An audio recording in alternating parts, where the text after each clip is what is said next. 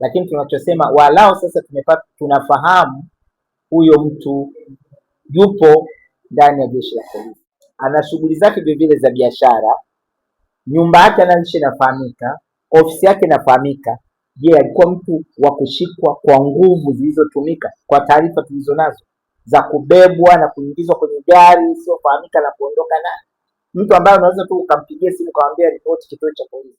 Baada ya tamko la umoja wa viongozi wa vyama vya madereva nchini ambalo wamelitoa tarehe 8 mwezi wa pili mwaka 2026 siku ya Jumapili, na wakati wanalitoa nilishiriki hata kwenye kikao chao, na mimi vivyo nikaongea.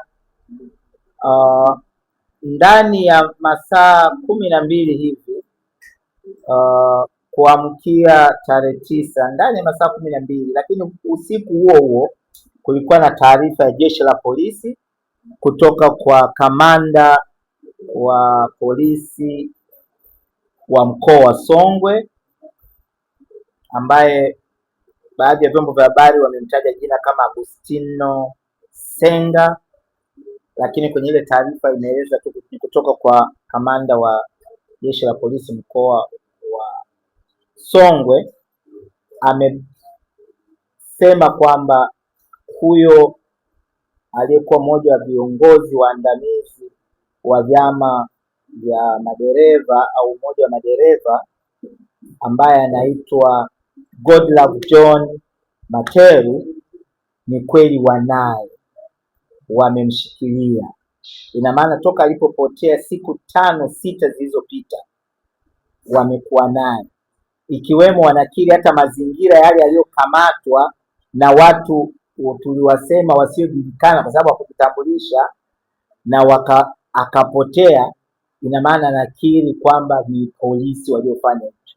Inasikitisha hata hivyo, lakini tunachosema walao sasa tunafahamu huyo mtu yupo ndani ya jeshi la polisi, na jeshi la polisi limesema kwamba wanamshikilia kwa matukio mbalimbali ya kijinai.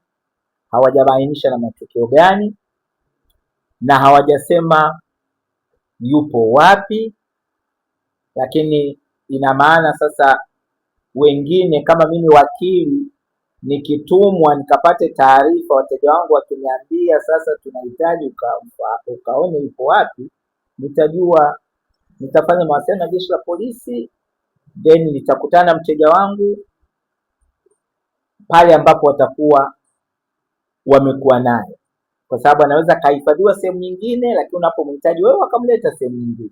Anaweza akatolewa kwenye selo au wapi akaletwa pale ambapo wewe unahitaji kuwa naye, na na haki ya kukutana naye, kuongea naye, kujua yeye, kama jeshi la polisi alijasema tuhuma zake, lakini yeye lazima aliambiwa. Kwa hiyo nikikutana naye itabidi aniambie tu kwamba mimi bwana hapa natumiwa na hiki na hiki, nimeshahojiwa au sijahojiwa, maelezo yamechukuliwa au hayajachukuliwa, na kama maelezo yamechukuliwa yamefuata taratibu za kisheria au vipi, mimi nitafahamu, au wawakilishi wangu ambao wapo Mbeya na huko mkoa wa Songwe. Manake mimi kampuni yangu ya Haki Kwanza Advocates tunao associate lawyers, tunao wanasheria wengine na mawakili, lakini vile vile sisi kama mawakili nchi nzima kwenye jambo hili chini ya chama chetu cha mawakili wa Tanganyika Law Society, linapokuja swala la haki za binadamu tuna ushirikiano mkubwa sana, na ndio kwa maana utaona ukiingia kwenye mitandao, rais wa TLS Boniface Anisile Mwabukusi ametoa maoni yake kwa kusikitishwa sana.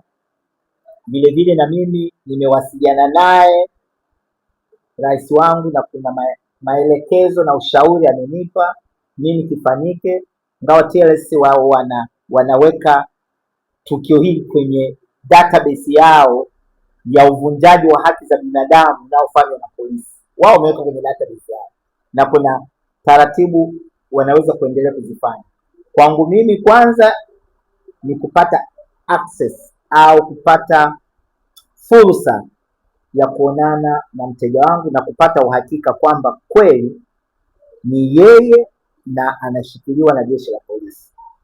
Na hata wateja wangu ambao ni hao madereva kutoka vyama mbalimbali vya madereva wa malori na mabasi na magari mengine ya masafa marefu, nao wangehitaji kupata uhakika huo, kama ambavyo viongozi wenyewe ukiongea nao au waandishi wa habari kama umeongea nao, watakwambia bado tunataka kupata uhakika wa kweli huyo mtu anaye.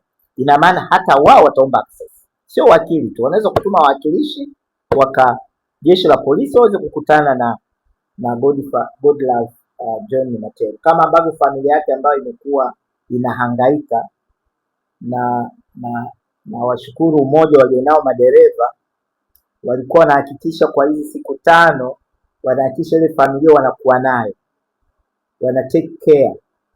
Ni umoja ambao ni mkubwa sana, kwa sababu jumuiya madereva wapo zaidi ya 3,000 mpaka 5,000. Ni wengi sana wale ambao tayari wanatambulika, lakini ni jumuiya kubwa sana, inaweza kufika hata 10,000. Kwa hiyo kwa kifupi, mimi nasema tu kwamba tamko lilikuwa linazungumzia apatikane huyo mtu, na vyombo vya ulinzi na usalama hususan jeshi la polisi lifanye hiyo kazi.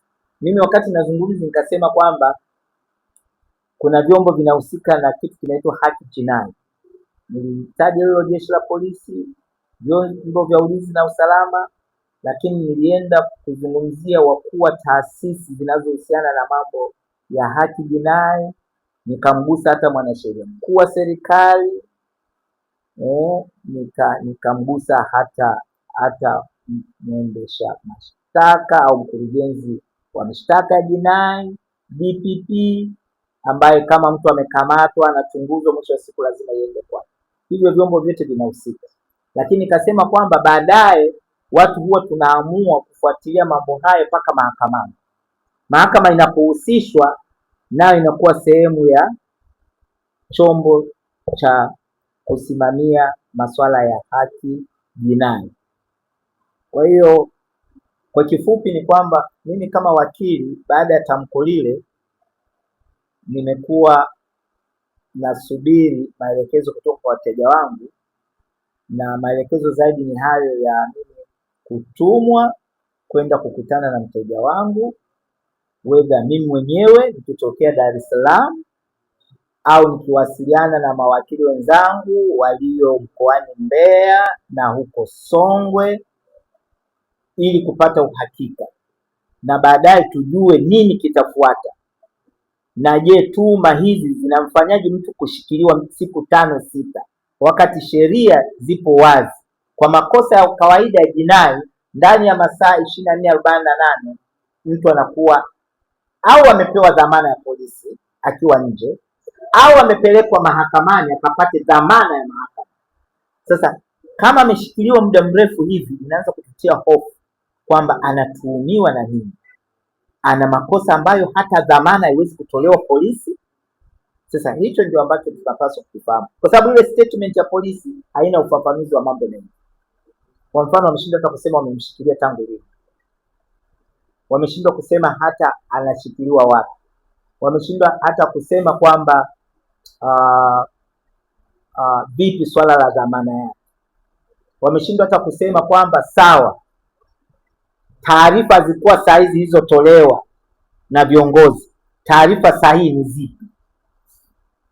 Kwa hiyo kuna mambo mengi bado hayajawekwa sawa, lakini la mwisho, mimi kama wakili msomi, ninaye mmoja watu wanaotetea na kusimamia utawala wa sheria, na nikiwa ni afisa wa mahakama kuu, hakuna weledi uliotendeka, hakujafanyika.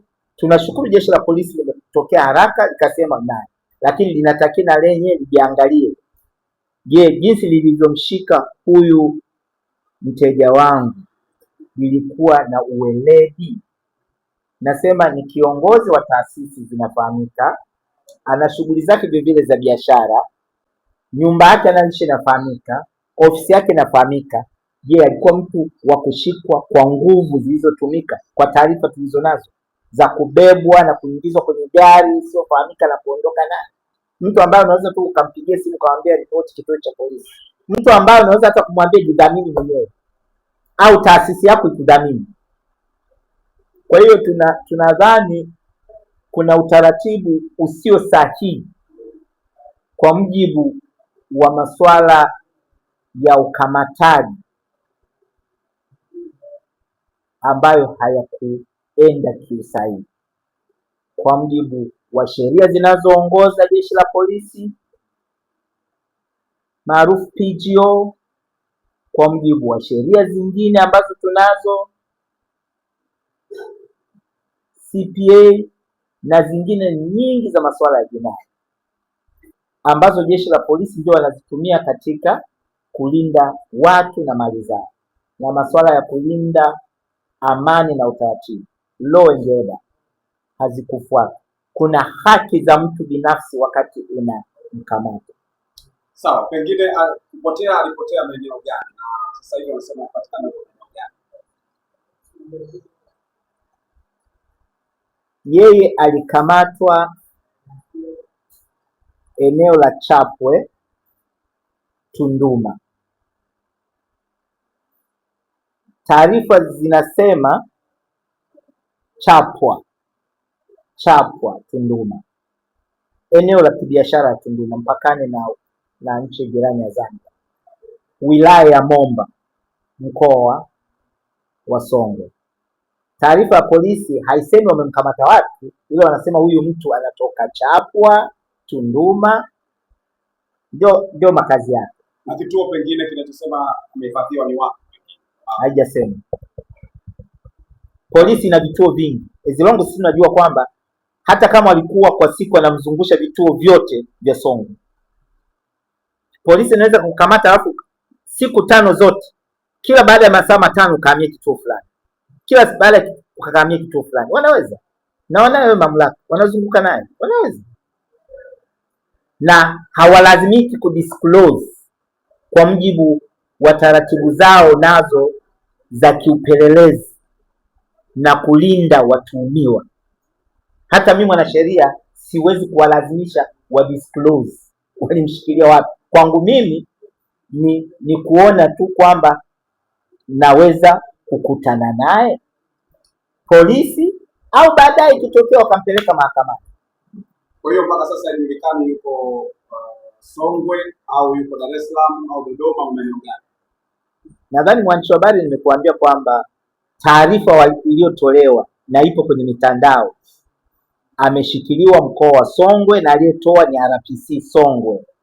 Taarifa zingine ambazo wameniambia wateja wangu leo na pengine majira haya tunavyozungumza, yawezekana tayari wawakilishi wa wateja wangu wamekutana naye. Waliambia kwenye saa 9 mtuhumiwa ataonyeshwa na polisi eneo linaitwa Mpemba. Mpemba ni sehemu kati ya Tunduma na Vwawa, barabara inayoenda Ileje huko, Itumba Ileje huko. Bahati nzuri niwahi kuishi kwa hizo nikiwa mwalimu. Nilifundisha huko Itumba Ileje. Pembeni mwa mto Songwe kupakana Malawi. Wanasema angeonyeshwa leo. Lakini wateja wangu wamesema nao waamini mpaka watakapomuona au wawakilishi wao watakapoonana naye. Sawa na mimi ambavyo nazungumza kwa taarifa wanaye, lakini sijaonana bado na mteja wangu. Kwa hiyo kwa kifupi ni hivyo kwamba wanaye, na ndio kwa maana hata taarifa yetu jana sisi tulisisitiza mamlaka ya polisi ya Songwe ndio kwanza inatakiwa itoe taarifa, kwa sababu alikamatwa Songwe, mkoa wa Songwe, wilaya ya Momba, eneo la Chapwa, Tunduma.